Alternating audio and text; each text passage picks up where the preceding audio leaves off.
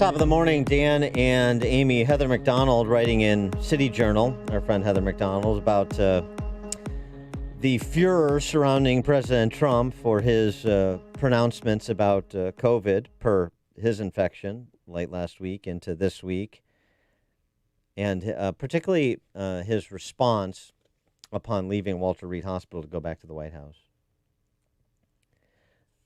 She writes that Trump needs to tell the American public something it has needed to hear from a political leader, much less the political leader, for months.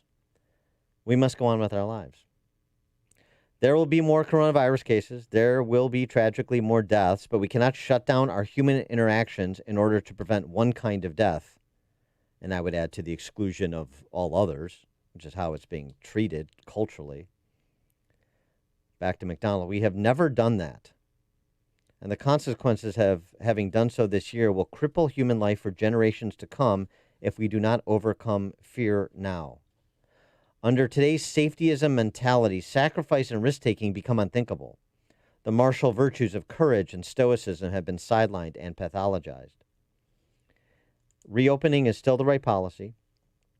Mandatory outdoor mask wearing is merely a way for government to turn citizens into walking billboards of fear. It's so true. Sending the false message that danger is everywhere, even though we know infection rarely leads to death. People don't even look at each other anymore for fear of catching COVID. Do you understand that? That's how lobotomized and mesmerized people are by our government that did this to its own people. When the reaction to Trump saying, don't be afraid of COVID, don't let it dominate your life, was, of course, hysteria from the panic-stricken D.C. press corps. And I think performance-oriented panic-stricken D.C. press corps. Heather McDonald writes, let them fume. Trump is now modeling masculine leadership at its best, upbeat, rational, unbowed. I want to go back to that those martial virtues he mentioned, courage and stoicism. Courage. Again, to cite C.S. Lewis, the formation of every virtue at its testing point. If you are not courageous, it is impossible to possess any other virtue because you wilt when challenged. So for those who believe that we have nothing to fear but being afraid, you are not being courageous, and therefore it is impossible for you to be virtuous, despite the D.C. press corps trying to pump you up. You may be self-righteous, not a synonym for virtue.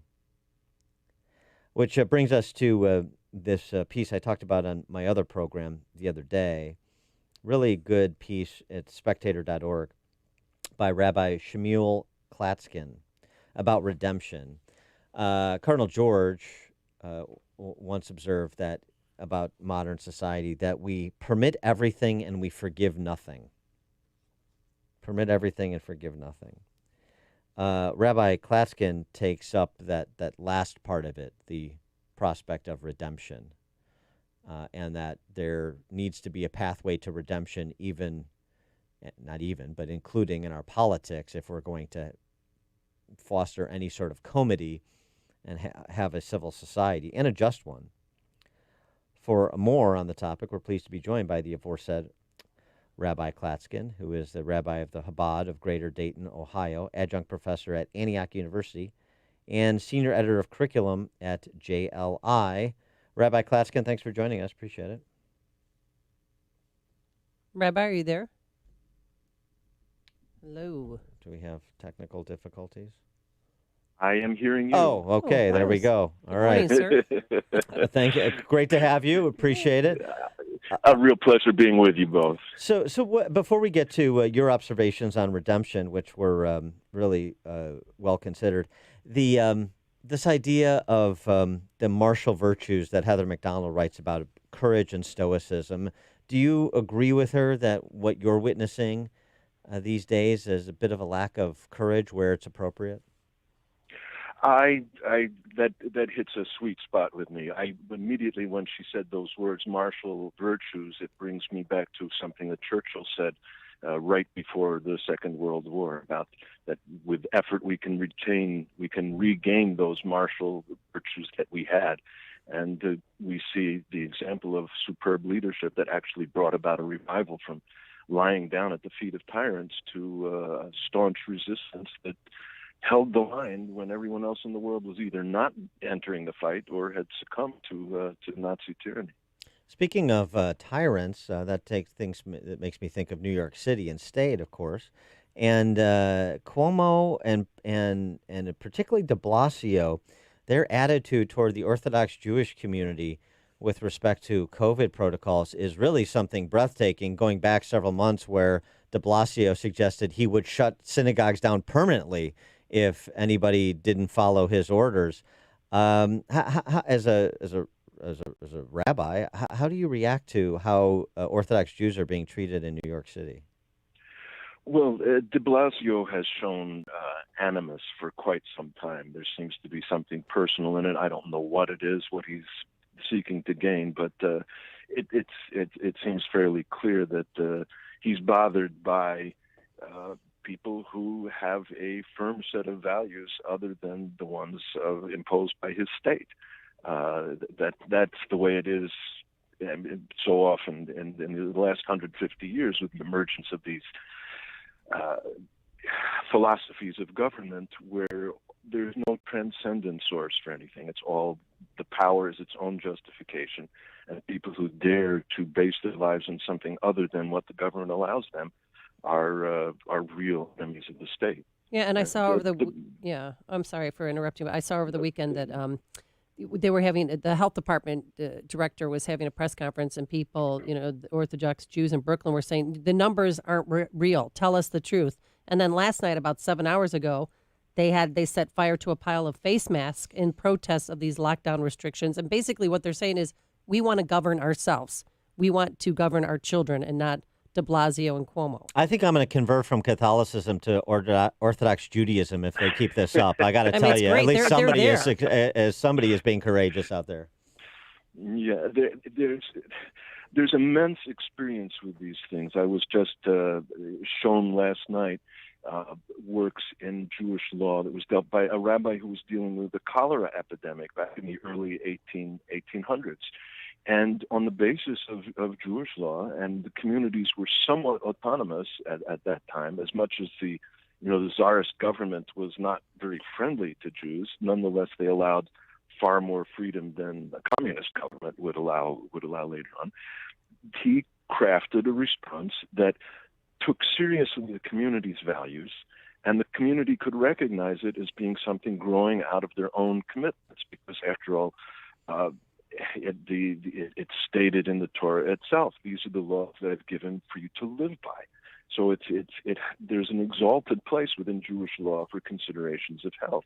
But when it becomes this tone-deaf thing where politicians are grandstanding, and that they have an ideology underneath where there is, it's the ideology of power, then it becomes a very deep thing. We don't care what the risk is.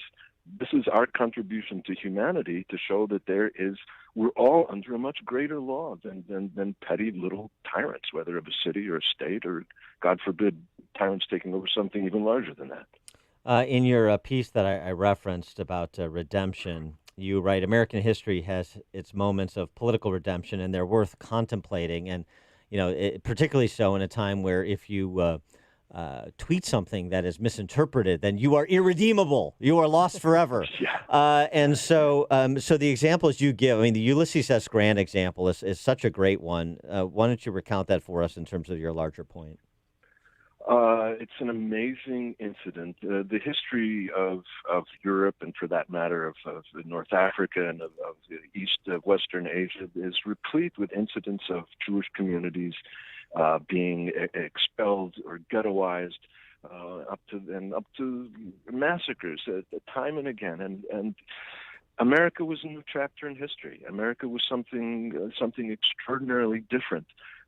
George Washington's welcome to the Jewish community in a letter that he wrote in response to the Newport congregation sending official welcomes to him when he came to celebrate the 13th of the 13 colony states, finally ratifying the Constitution, spoke of America, a place no longer have to speak of people being tolerated, as if one group of citizens would, condescend to allow others a few rights. But we're all equally citizens, and that was a great, and that's been America at its best. And yet, when we descended into the pit of civil war with brother killing brother, sister killing sister, that was true as well, though not nearly in its great numbers.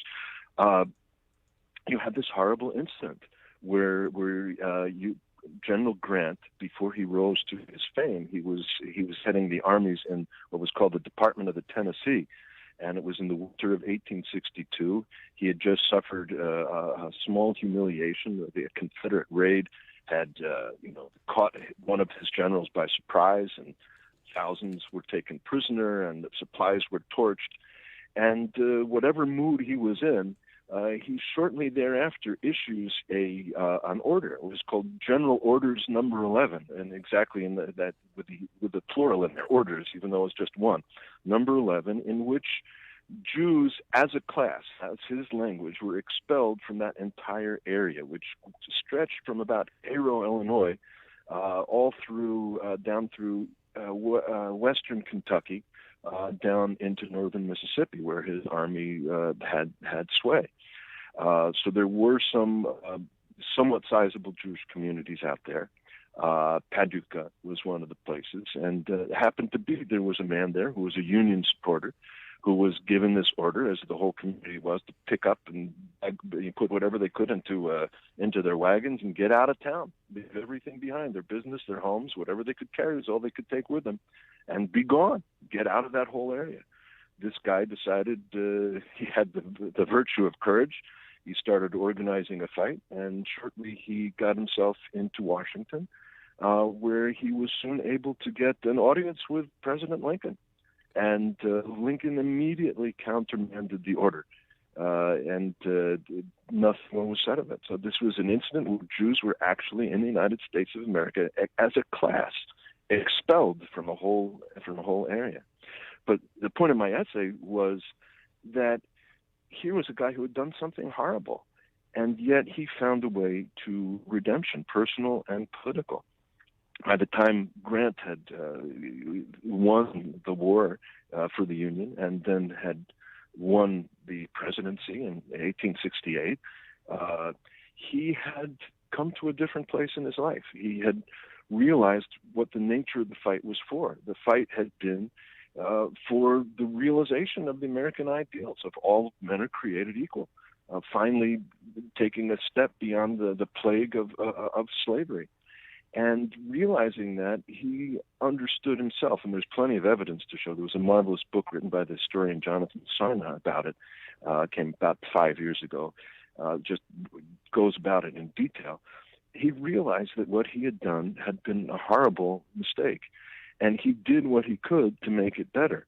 An extraordinary incident that I wrote about in the essay was a rabbi who was a cousin of a man who later became the famous Lubavitcher Rebbe in Brooklyn, was on the scene back at that time, came to visit President Grant, and brought to his attention the persecution that was going on in Romania at that time, 1869 into 1870, where Jews were being disenfranchised and Jews were being persecuted and eventually murdered.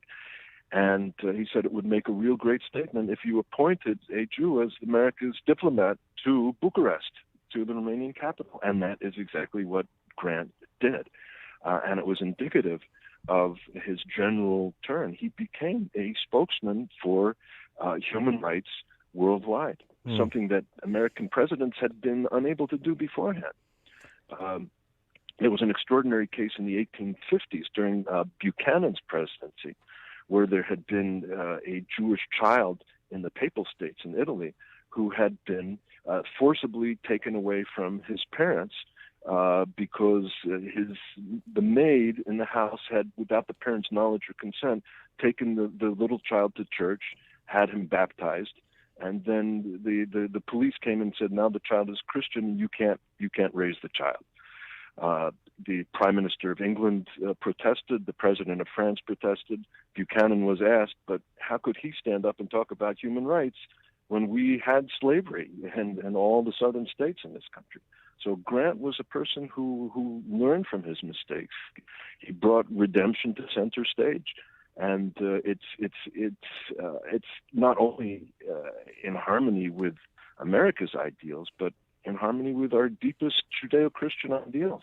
At the core of what's common to our religious traditions is the idea that human beings can make terrible mistakes, can really sin, but God welcomes us back.